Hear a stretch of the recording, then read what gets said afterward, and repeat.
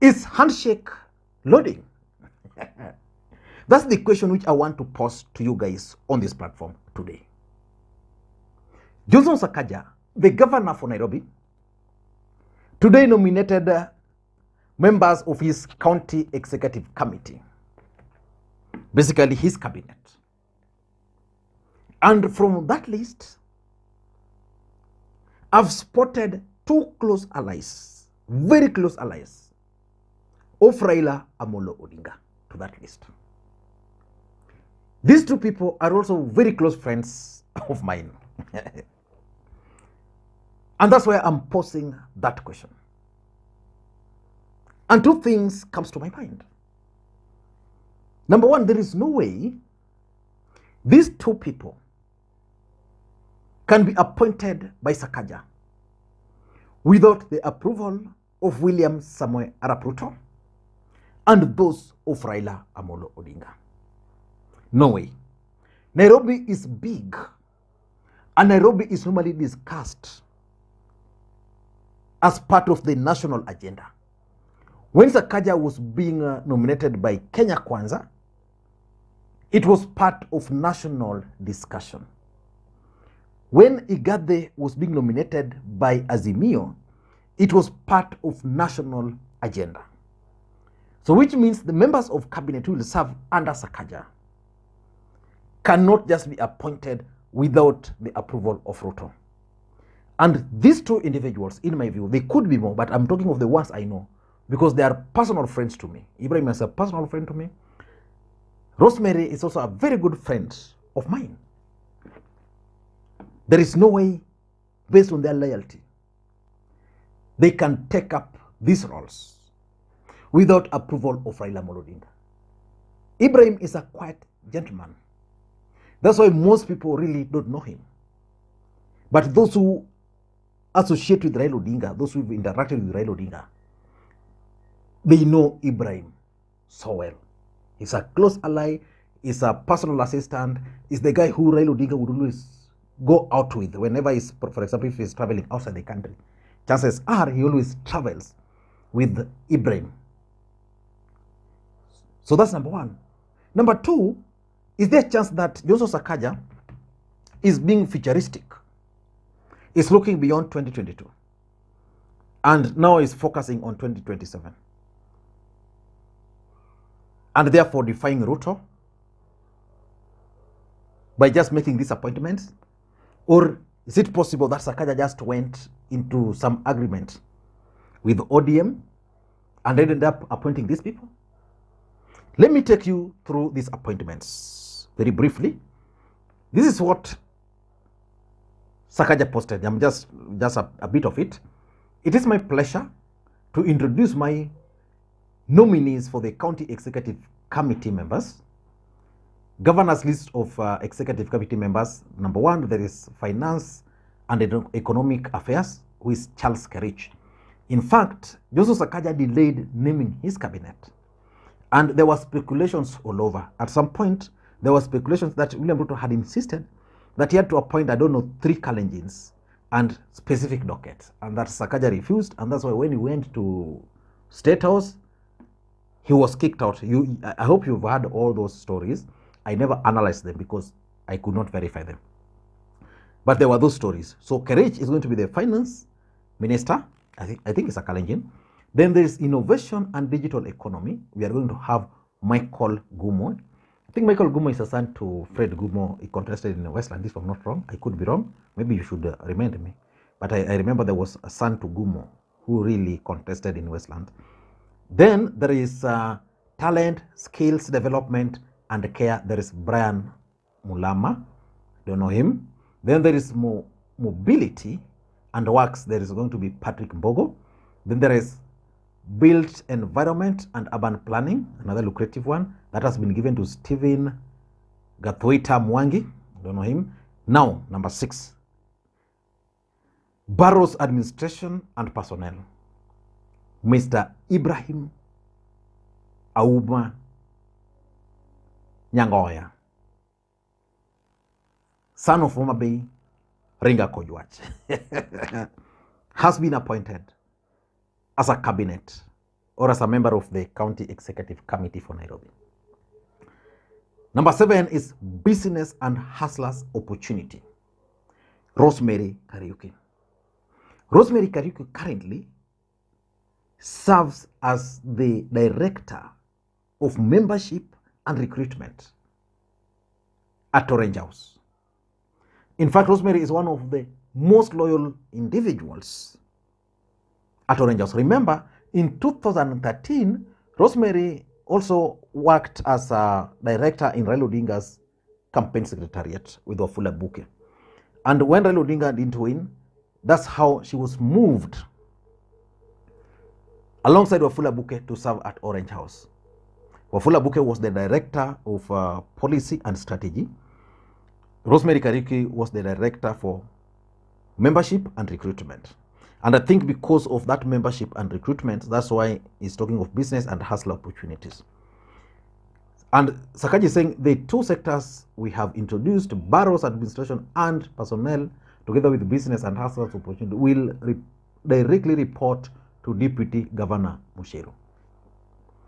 So they will be reporting to no any other person but to Musheru. And the other dockets, there is Green Nairobi, Mrs. Maureen Jerry. There is Health, Wellness and Nutrition, Dr.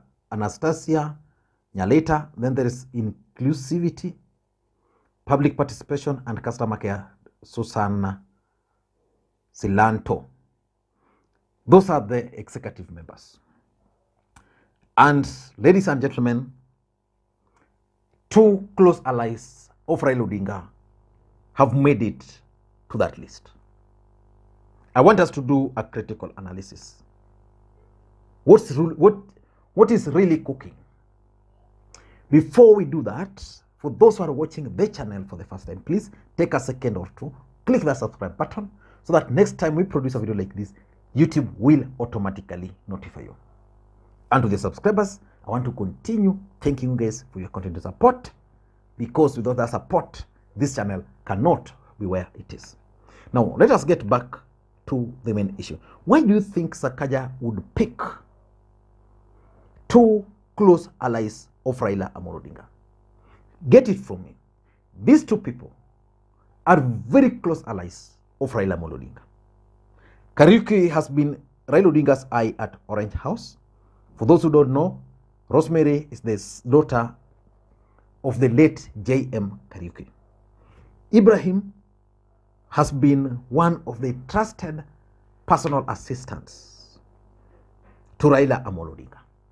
Whenever Raila Odinga is out of the country, meeting high-level meetings, meeting presidents and the rest, his personal assistant, the person who will always be behind Raila Odinga, is always Ibrahim Auma. We call him Ibra. Why would he pick them?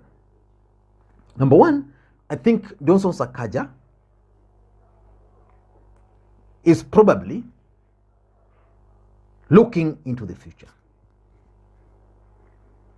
From this appointment, I can tell you that Sakaja is smart streetwise. Sakaja is looking at beyond 2022 election. That is gone. Sakaja is looking at 2027 election, which is coming. And is also looking at 2032 elections. Johnson Sakaja is likely to make his bid for the presidency of the Republic of Kenya. Why do I believe that Sakaja is looking beyond 2027 or 2022? Sakaja contested against Polycarp Igathe. Most people believe very strongly that Igathe was a weak candidate. That if, for example, the other gentleman who contested against Igathe and was prevailed upon, what was his name? The tycoon. That guy would have easily defeated Sakaja, because everything was favoring Igathe, but he took the campaign casually. So Sakaja understands that for him to survive in Nairobi politics beyond 2022, because Kidero was defeated, Sonko never made it, again is now the third guy, so there's that jinx. he's looking at reaching out, appealing to Raila Odinga supporters and also appealing to Kenya Kwanza supporters. If you look at this cabinet,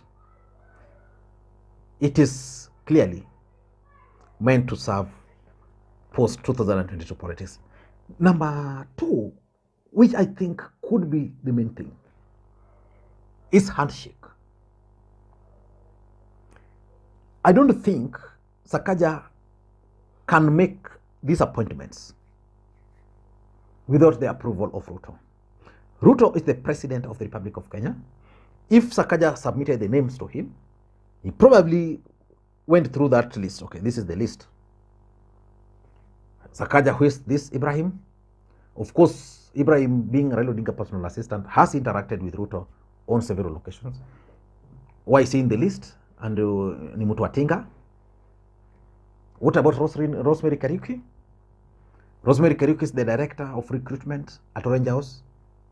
Why are you appointing her? Remove her. Ruto would not have accepted this list. What about Raila Odinga? Do you think Raila Odinga can easily just accept Rosemary Kariuki to go? Because I'm sure if, for example, he was not aware, I'm sure Rosemary Kariuki went and talked to him. So in short, what I'm trying to say is that there is no way these appointments could have been made without the involvement of Ruto and Raila. And I can predict the beginning of a handshake. Take that to the bank. It might not happen now, but monitor the activities in Nairobi. Just the other day, I was looking at a friend of mine, nominated MCA, Catherine Okoth, who is also a very close ally of Raila Odinga. She had made a certain post on her Facebook page, and she was really excited to be around Sakaja. And I was asking myself, now I can add 1 + 1. Number 3, I also tend to think that maybe Johnson Sakaja is looking at his government and how to survive in Nairobi. For him to survive peacefully in Nairobi, Sakaja must court ODM. By getting these 2 close associates of Raila Odinga, it means the MCS, ODM MCS, or Raila or Azimio MCS in Nairobi will easily add 1 + 1. That's one. So, you not want a situation where the MCS are against him. Because if you look at Sakaja, I think the Azimio are the majority. So having these people, at least they will have direct touch with Azimio. So, I mean, Sakaja would want, maybe even if he didn't want these people, but for him to rule Nairobi, probably he needed to appease ODM one way or the other. Lastly, I'm seeing Johnson Sakaja launching his 2032 presidential bid in Nairobi with this appointment. Don't know what you think. That's my take. Thank you guys, and please may you have a good day. Bye-bye.